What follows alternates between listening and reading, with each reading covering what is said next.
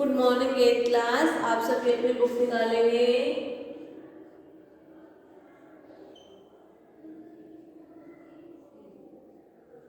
Eight class सभी निकाले।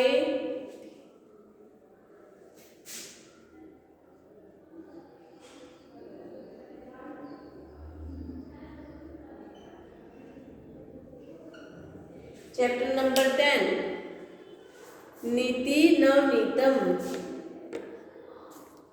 नीति शास्त्र का नवनीतम सार तत्व सभी निकाले। 8th class chapter number 10।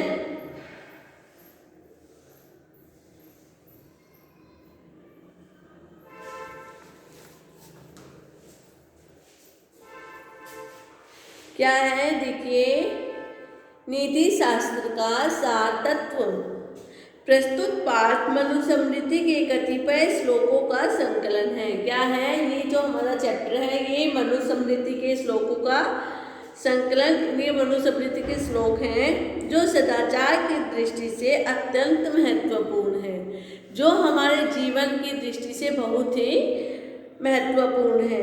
यहाँ माता पिता तथा गुरुजनों का आदर और सेवा से प्रसन्न करने वाले अभिवादनशील मनुष्य को मिलने वाले लाभ की चर्चा की गई है। ये जो श्लोक दिए गए हैं इसमें क्या है कि किस प्रकार से माता पिता और गुरुओं की सेवा की जाती है, ठीक है, और मनुष्य को मिलने वाले लाभ की चर्चा की गई है। इसके अतिरिक्त सुख दुख में समान रहना, अंतरात्मा को आनंदित करने वाले कार्य करना तथा इसके विपरीत कार्यों को त्यागना, सम्यक विचारोपरांत तथा सत्य मार्ग का अनुसरण करते हुए कार्य करना आदि शिष्टाचारों का उल्लेख भी किया गया है।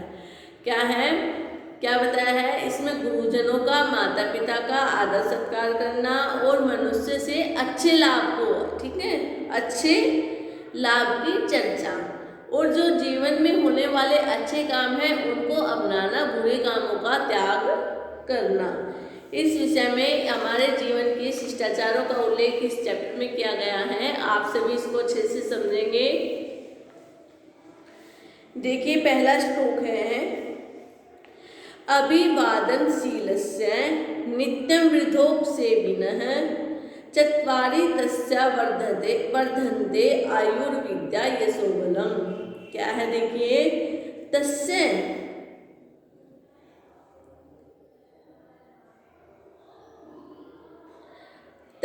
उसको, अभिवादनशील से किसको? प्रणाम करने वाले स्वभाव वालों को, ठीक है, जो प्रणाम कर, सामने से भी जो हमें प्रणाम करता है, अच्छे स्वभाव वालों को। किनको? अच्छे स्वभाव वालों को। और वृद्धोपसेविन, वृद्धोपसेविन मतलब कि चय, और वृद्धोपसेविन बूढ़े, वृद्ध है बूढ़े, उपसेविन बूढ़ों की सेवा करने वालों की, नित्यम प्रतिदिन, जो बूढ़े मनुष्यों की प्रतिदिन सेवा करते हैं, ठीक है। तस्य उससे, उसकी, अभिवादनशील से क्या है? प्रणाम करने वाले स्वभाव वालों की, और वृद्धोपसेविन बूढ़ों की सेवा करने वालों की, आयुर विद्या यश शक्ति बलम, यश तेज बलम शक्ति, क्या है? चत्वारि वर्धन्ते, चारों बढ़ते हैं। जब हम, हमारे माता पिता बूढ़े हो जाते हैं, अगर हम उनकी सेवा करेंगे या हमारे गुरुजी हैं उनकी सेवा करने से क्या बढ़ता है? हमारा यश, बल, विद्या, आयु, ठीक है। वे हमें आयु का भी आशीर्वाद देते हैं, विद्या का भी आशीर्वाद देते हैं, यश और बल का भी। ये हमारी चारों चीज बढ़ती है, ठीक है। हमें हमेशा याद रखना चाहिए कि हमें अपने माता पिता की, गुरुजनों की, या बूढ़ा कोई भी है, सभी की जो हमारे सामने है सेवा करनी चाहिए। उससे हमारी आयु, विद्या, यश और बल अपने आप ही बढ़ता है, ठीक है, क्योंकि वे अपने मन से आशीर्वाद देते हैं, ठीक है क्लास। इसका भावार्थ समझिए, जब कोई बड़ों की संगति में रहता है तो उसको ज्ञान की बातें पता चलती हैं, अगर हम किसी बड़े मनुष्य के साथ संगति में रहेंगे, अच्छी संगति वाला है उसके साथ रहेंगे, तो क्या होगा, वे हमें ज्ञान की बातें बताएंगे। वह बुरी आदतों को छोड़ता है जिससे उसमें ऊपर लिखित आयु, विद्या, यश और शक्ति के, अगर जो वे हमें ज्ञान की बातें बताएंगे तो क्या है, बुरी आदतों को वो स्वयं ही छोड़ देगा। उससे हमारे यश, बल, कीर्ति, आयु, विद्या सब कुछ बढ़ता चला जाएगा। ओके क्लास, आगे देखिए श्लोक नंबर 2। यम माता पितृ कलेशम सहेते संभवे नृणाम न तस्य निष्कृति शक्तया गतुम वर्षसतेरपि नृणाम संभवे यम कलेश। नृणाम मनुष्यों के, संभवे जन्म में और उनके पालन पोषण में, कलेशम माता पितृ माता पिता, जो यह जो कलेशम कलेश सहिते सहन करते हैं। जब मनुष्य के जन्म से मतलब कि उसके पालन पोषण करने में जो माता पिता हैं, उस जो कलेश होता है, कलेश को जो सहन करते हैं, तस्य उसका निष्कृति बदला, मतलब कि निस्तार बदला, वर्षतेरपि 100 वर्षों में, अपि भी शक्तया मतलब कि नहीं हो सकता, 100 वर्षों के उपकार करने में भी नहीं हो सकता। क्या है, जब माता पिता बच्चों को पैदा करते हैं, मनुष्य को जन्म देते हैं, जब मनुष्य अपने बच्चों को जन्म देता है, उसके पालन पोषण करने में जितना क्लेश कठिनाई उनको सहन करनी पड़ती है, उतना क्या है, हमारे बच्चे क्या है, उसका बदला, अपने माता पिता का बदला 100 वर्षों के उपकार के करने के बाद भी नहीं चुका सकते। ठीक है, 100 वर्ष के उपकार करने से भी उनका बदला पूरा नहीं हो सकता। भावार्थ देखिए, अपने पुत्र और पुत्री को जन्म देने और उनके पालन पोषण में माता पिता जो कष्ट उठाना पड़ता है, उस उपकार का बदला वे पुत्र या पुत्री 100 वर्षों में भी नहीं चुका सकते, क्योंकि ये तीनों देवता स्वरूप है और इनका सदैव सम्मान ही करना चाहिए। क्योंकि माता पिता का उपकार भी नहीं चुका सकते और जिन गुरु जी से हम आज्ञा विद्या ग्रहण करते हैं, उनका उपकार भी हम नहीं चुका सकते। इसलिए हमें उनकी सदा क्या करनी चाहिए, सेवा। सभी इन 2 श्लोकों को रिवाइज करेंगे।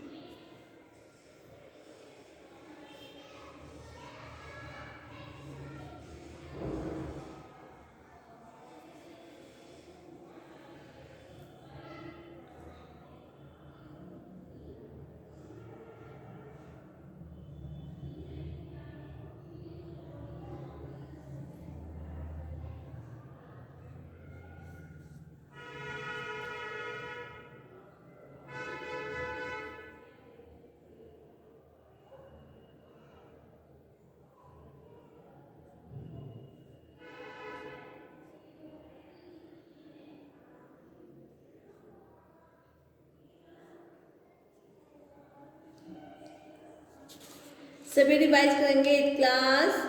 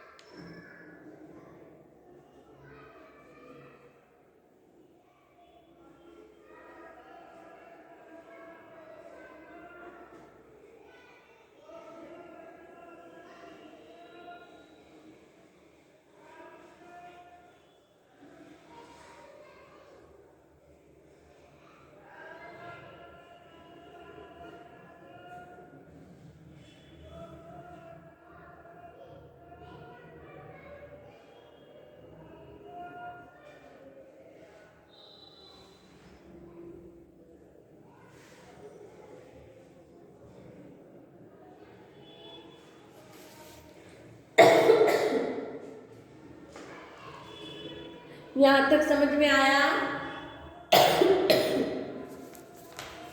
आगे देखिए, श्लोक नंबर 3 है, तयोर नित्यं प्रियं कुर्यादाचार्यस्य च सर्वदा तस्य एव त्रिषु तुष्टेषु तपः सर्वं समाप्यते। क्या है देखिए, तयोर नित्यम, तयो उन दोनों, कौन दोनों? माता और पिता, च और आचार्य, आचार्य से उन तीनों का, उन माता पिता और आचार्य का, सर्वदा सदा, प्रियम प्रिय, कुर्यात करना चाहिए, उन तीनों का सर्वदा क्या करना चाहिए?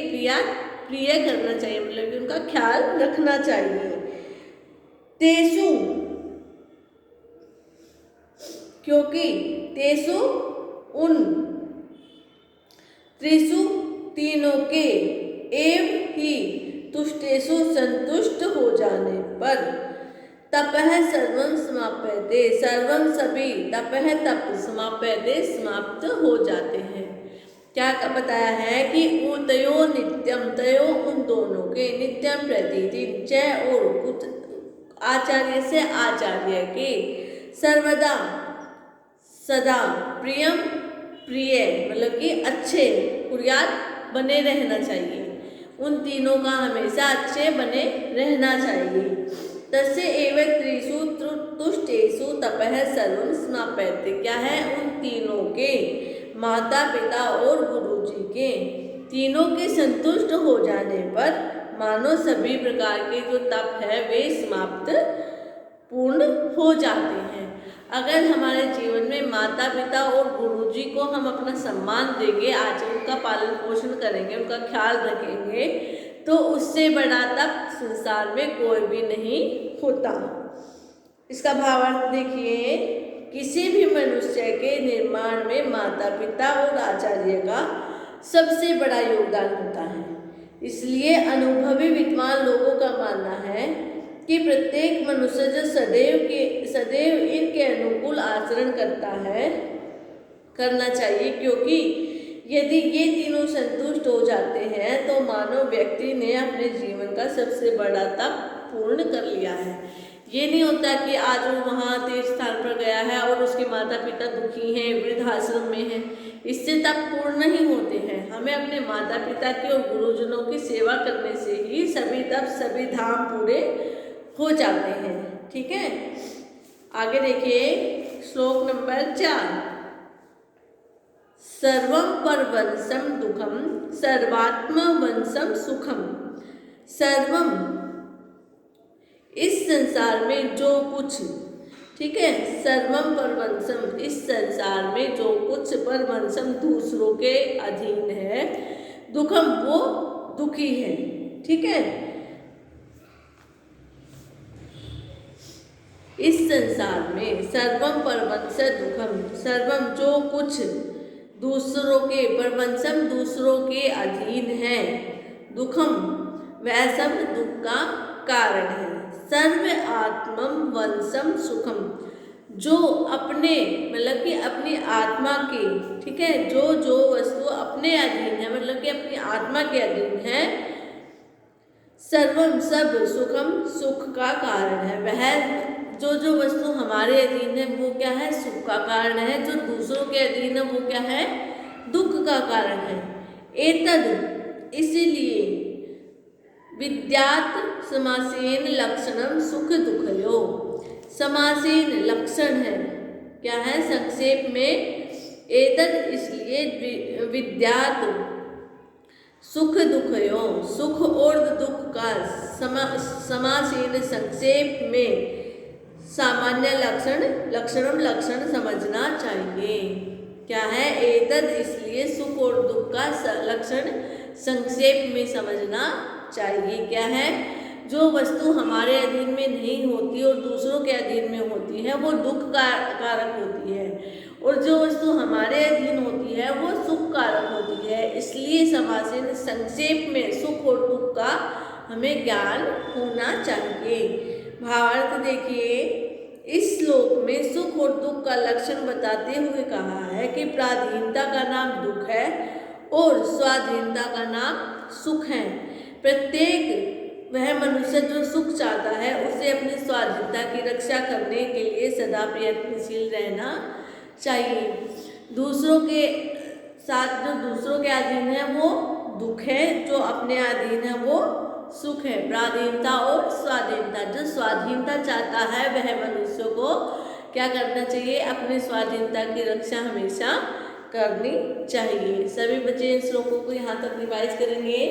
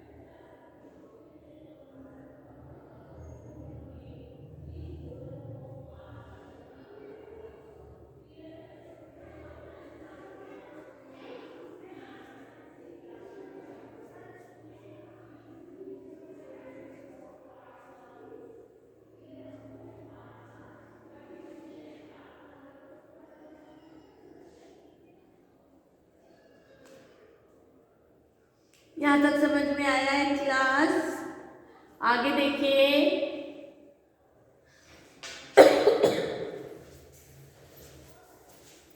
श्लोक नंबर 5। यत् कर्म कुर्वतो अस्य स्यात् परितोषो अंतरात्मनः तत्प्रयत्नेन कुर्वीत विपरीतम तु वर्जयेत्। क्या है? यत्, जिस कार्य, कर्म कार्य को कुर्वतो करने से, जो हम कार्य करते हैं, जिस कार्य को करते हुए मतलब कि माता पिता को कि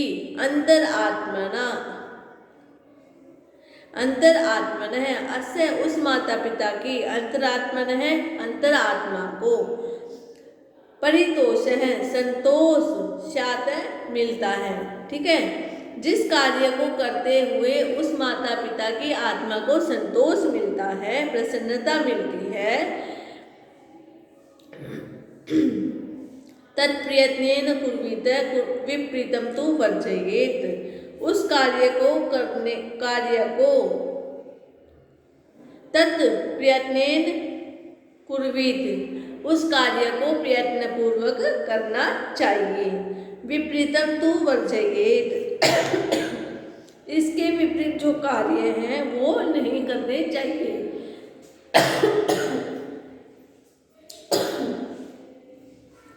क्या है? जिस कार्य के करने से हमारे माता पिता की आत्मा को शांति मिलती है, संतोष मिलता है, वो कार्य हमें प्रसन्नता पूर्वक करने चाहिए। ठीक है, उनको जिस कार्य से खुशी मिलती हो वो कार्य हमें प्रयत्न पूर्वक करना चाहिए। इसके विपरीत जो कार्य माता पिता के मन को दुखी करते हैं, ठीक है, माता पिता के मन को पीड़ित करते हैं, दुखी करते हैं, उस कार्य को क्या करना चाहिए? छोड़ देना चाहिए। विपरीतम तु वर्जयेत्, उस कार्य को क्या करना चाहिए? छोड़ देना चाहिए। इस श्लोक का भाव है कि माता और पिता को संतुष्ट रखना पुत्र और पुत्री का परम धर्म है। इसलिए कोई भी काम करने से पहले मन में विचार अवश्य करना चाहिए कि देवता स्वरूप माता और पिता को इस कार्य करने में प्रसन्नता होगी अथवा उन्हें कष्ट होगा। यदि उन्हें प्रसन्नता मिलती है तो वह कार्य करना चाहिए, अन्यथा इस कार्य को छोड़ देना चाहिए। कोई भी संतान है, वो चाहे पुत्र हो या पुत्री हो, वह कार्य करना चाहिए। अब पहले उस कार्य को करने से पहले क्या है, उसको सोचना चाहिए कि इस कार्य को करने से हमारे माता पिता को संतुष्टि होगी या नहीं। अगर संतुष्टि प्रसन्नता मिलती है तो उस कार्य को करना चाहिए, अगर नहीं मिलती है, उनको पीड़ा मिलती है, तो उस कार्य को क्या करना, छोड़ देना चाहिए। आगे देखिए श्लोक नंबर 6। दृष्टिपूतं नयसेत पादं वस्त्रपूतं जलं पिबेत् सत्यापूतं वेदवाचं वदेवाचं मनः पूतं समाचरेत्। दृष्टिपूतं नयसेत पादं क्या है, दृष्टिपूतं अच्छे प्रकार से दृष्टि डालकर, आंखें खोलकर, नयसेत पादं पैर को आगे रखना चाहिए। वस्त्रपूतं जलं पिबेत् वस्त्र से क्या करना चाहिए, छान कर जल को पीना चाहिए। सत्यापूतं वदेवाचं सत्यापूतं सत्य से पवित्र हुई वाणी बोलनी चाहिए। मनः पूतं समाचरेत् मन से पवित्र होकर ठीक ठीक आचरण करना चाहिए। मनः पूतं मन से पवित्र होकर आचरण करना चाहिए। क्या है, दृष्टिपूतं नयसेत पादम दृष्टि को खोलकर मार्ग को अच्छे प्रकार से देखकर उस पर आगे पैर रखना चाहिए। वस्त्रपूतं जलं पिबेत् वस्त्र से जल को छान कर पीना चाहिए। सत्यापूतं वदेवाचं सत्यापूतं सत्य से पवित्र वाणी को बोलना चाहिए। मनः पूतं समाचरेत् मन से पवित्र ठीक ठीक आचरण करना चाहिए। जो मन से पवित्र हो, अच्छा आचरण करना चाहिए। देखिए इसका भाव क्या है, इस श्लोक का भाव है कि मार्ग में कदम आगे बढ़ाने से पहले मार्ग का चलने योग्य है या नहीं, इसको अच्छे से पहचान लें। आंखों से देखकर कर लेनी चाहिए, तभी अपना पैर आगे बढ़ाना चाहिए। जल में कई तरह के हानिकारक कीटाणु हो सकते हैं, अतः उससे बचने के लिए वस्त्र से छानकर जल पीना चाहिए। सत्ययुक्त वाणी का ही व्यवहार करना चाहिए और अपने मन को पूरी तरह पवित्र करके समुचित आचरण करना चाहिए। सभी बच्चे इसको रिवाइज करेंगे अच्छे से। ये हमारा चैप्टर नंबर 10 नीति नवनीति, ठीक है। सभी बच्चे इसको अच्छे से रिवाइज करेंगे, अपने कॉपी में श्लोक, उसकी हिंदी, उसकी व्याख्या और उसका भावार्थ लिखेंगे, ठीक है क्लास। सभी रिवाइज करें इसको।